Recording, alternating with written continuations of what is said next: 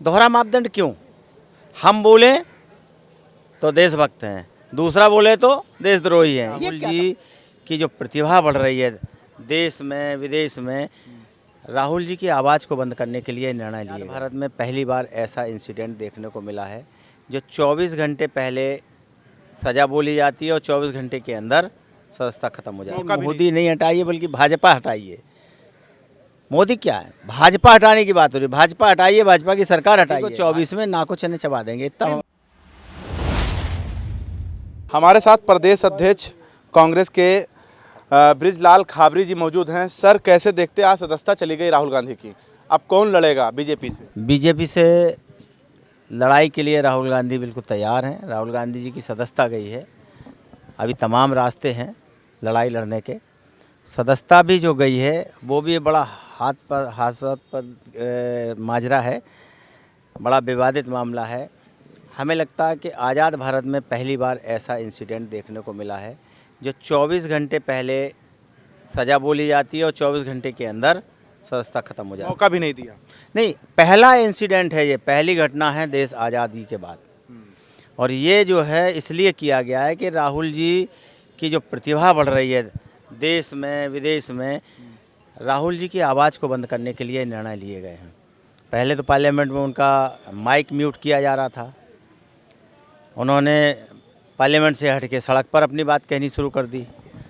सड़क पे जब उनके साथ लाखों लोग चल पड़े तो उन्हें लगा कि इनको तो इनकी सदस्यता खत्म कर दें जो पार्लियामेंट में अपनी बात ना कह पाएं। प्रति आरोप लगातार लगाया जा रहा था कि राहुल गांधी विदेश में जाकर भी भारत की छवि खराब कर रहे थे, फिर माइक बंद करने का सिलसिला चला। अब तीसरी वाकया ये आ गया है कि उनका सदस्यता रद्द कर दिया गया है।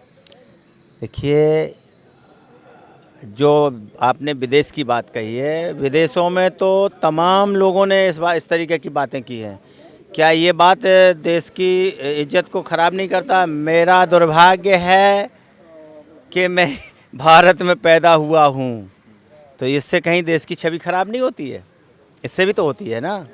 जब इससे छवि खराब होती है तो फिर राहुल जी ने अगर जो बोला है यहाँ पर, जो हो रहा है, जो भाजपा कर रही है, अगर उसके बारे में जिक्र किया है तो कौन सी बुराई है? दोहरा मापदंड क्यों? हम बोले तो देशभक्त हैं, दूसरा बोले तो देशद्रोही हैं। ये क्या तमाशा है? ऐसा स्टैंड क्यों लिया गया आपके हिसाब से? ये तो स्पष्ट है, भारतीय जनता पार्टी राहुल जी से डरी हुई है।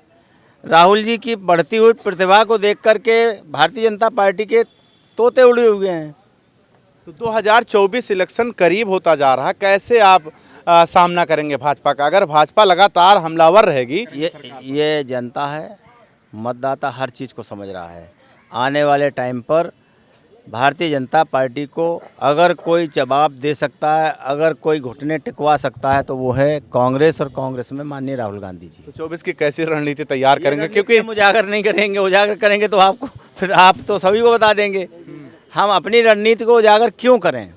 हमारी रणनीति है, हम अपनी रणनीति को लागू करके, चालू करके भारतीय जनता पार्टी को 24 में नाको चने चबा देंगे इतना। मोदी हटाओ देश बचाओ इस तरीके का बैनर देखा गया, वही असर तो ऐसा नहीं कि राहुल गांधी को वॉकआउट कर दिया कि अब हट जाओ, बहुत हो गया है? नहीं, हमारा अकेला नहीं है, देश का मंतव्य है, देश की जनता की आवाज़ है। कहती मोदी नहीं हटाइए बल्कि भाजपा हटाइए। मोदी क्या है, भाजपा हटाने की बात हो रही है। भाजपा हटाइए, भाजपा की सरकार हटाइए, भाजपा हटाइए, देश बचाइए। तो आगे क्या तैयारी करेंगे? क्योंकि अब तो चुनाव तैयारी है, भाजपा को हटाने की तैयारी है।